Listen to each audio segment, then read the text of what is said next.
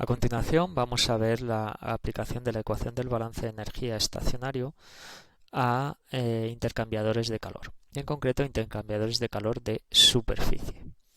Y se entiende por un intercambiador de calor de superficie a un dispositivo que tiene dos corrientes, una caliente, que es la que tenemos representada en la parte de arriba, y otra fría, y una superficie que separa físicamente ambos fluidos.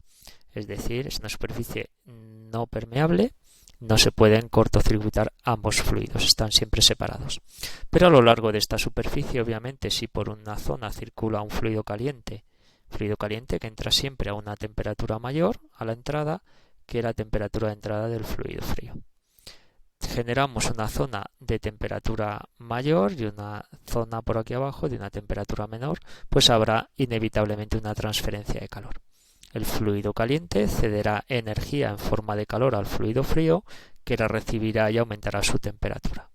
Los intercambiadores de calor de superficie son ampliamente utilizados en la industria, bien para calentar un fluido, bien para enfriarlo, pero lo que buscamos siempre es ese intercambio de calor sin que se mezclen esos dos fluidos.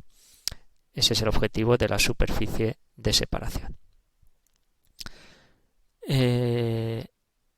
Si aplicamos la ecuación del balance de masa, lo vamos a hacer por separado. ¿De acuerdo? Por un lado vamos a analizar el volumen de control marcado con línea discontinua de color rojo, que correspondería con el flujo másico caliente. M sub C indica caliente y el subíndice entrada S salida. Aquí fijaros, no lo he comentado antes, pero el sentido de los flujos es en contracorriente, es decir, el caliente va de derecha a izquierda, el frío va de izquierda a derecha.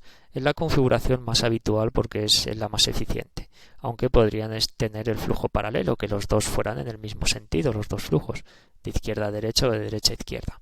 Eso no va a afectar ni a la ecuación del balance de masa ni a la ecuación del balance de energía, que el resultado es exactamente igual. Pero repito, aquí está representado la configuración más habitual por ser la más eficiente, que es en contracorriente.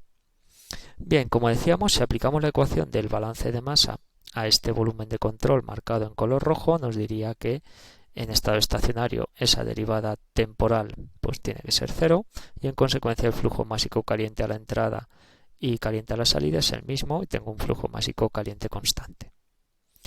Aplicando la misma ecuación del balance de masa, pero ahora al volumen de control marcado de color azul, que sería el fluido frío, pues me obtendremos el mismo resultado, un flujo másico frío constante que circula por el circuito del lado frío.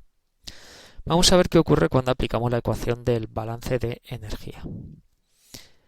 En la ecuación del balance de energía, este caso pues no lo vamos a desarrollar en detalle y lo vamos a dejar como ejercicio para que los estudiantes lo podáis desarrollar en casa.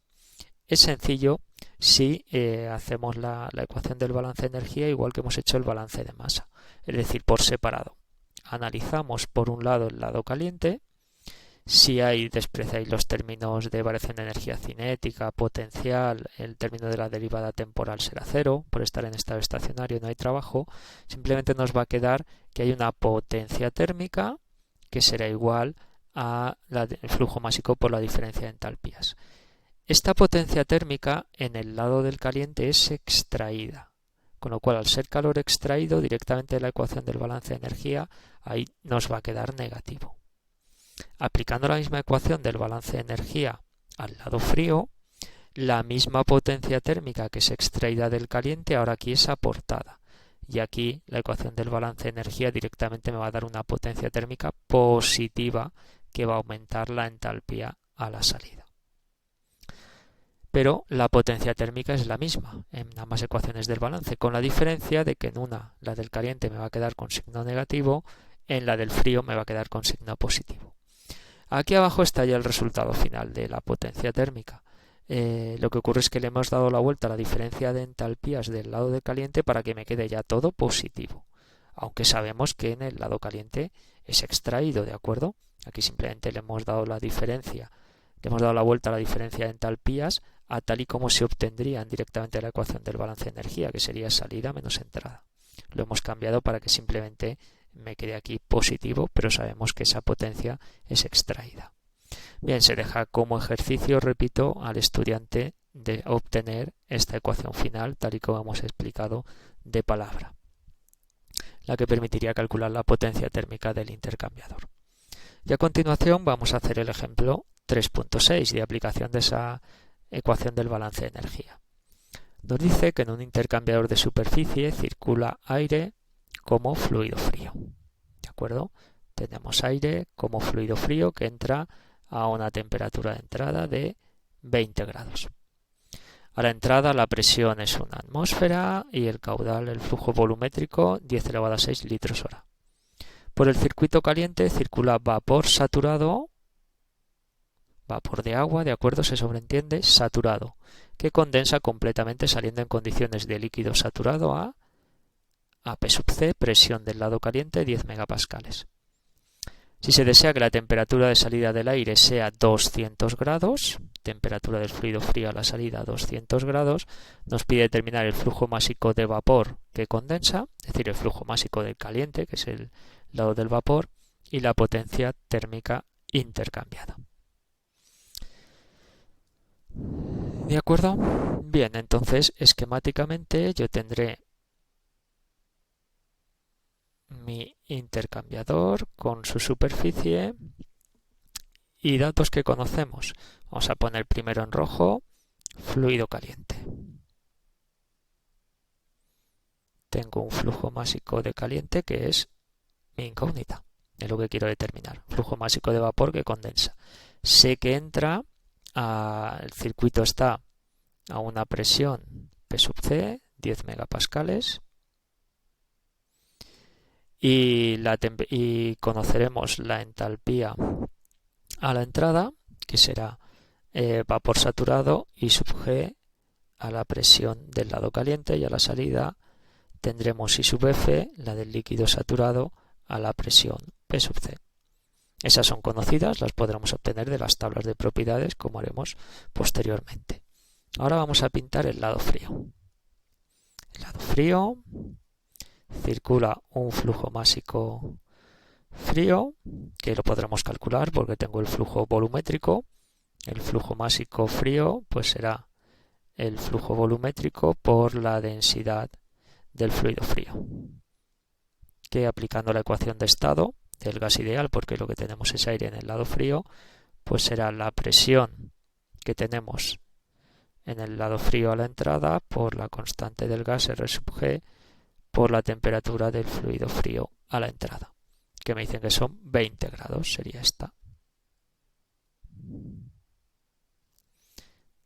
Ese flujo másico del fluido frío, si lo calculáis, veréis que son 0,335 kilogramos por segundo, conocido también. Temperatura del fluido frío a la entrada, 20, y a la salida, temperatura del fluido frío a la salida, tienen que ser 200 grados centígrados. Con lo cual también es conocido flujo másico, temperaturas. Si escribimos la ecuación del balance de energía para este intercambiador, nos diría potencia térmica tiene que ser igual al flujo másico del fluido caliente por la entalpía del caliente a la entrada menos entalpía del caliente a la salida, que tiene que ser igual al flujo másico del fluido frío por la entalpía del fluido frío a la salida menos entalpía del fluido frío a la entrada. Sustituyendo valores, pues caliente entrada, pues entra ahí sub G, entalpía del vapor saturado a la presión del circuito caliente menos la entalpía del líquido saturado a la presión P sub C que obtendremos de las tablas de propiedades, son conocidas, y este sería flujo másico del caliente. Flujo másico del fluido frío, que ya hemos calculado anteriormente, y la diferencia de entalpías fría salida menos fría entrada, como el fluido frío es aire, la calculamos de acuerdo a las ecuaciones del modelo de gas ideal caloríficamente perfecto. Calor específico del aire C sub P por la temperatura del fluido frío a la salida, 200 grados, menos temperatura del fluido frío a la entrada, 20 grados centígrados. Con lo cual, de esta ecuación, de esta doble ecuación, porque tengo una doble igualdad, pues podemos despejar las dos incógnitas del ejercicio.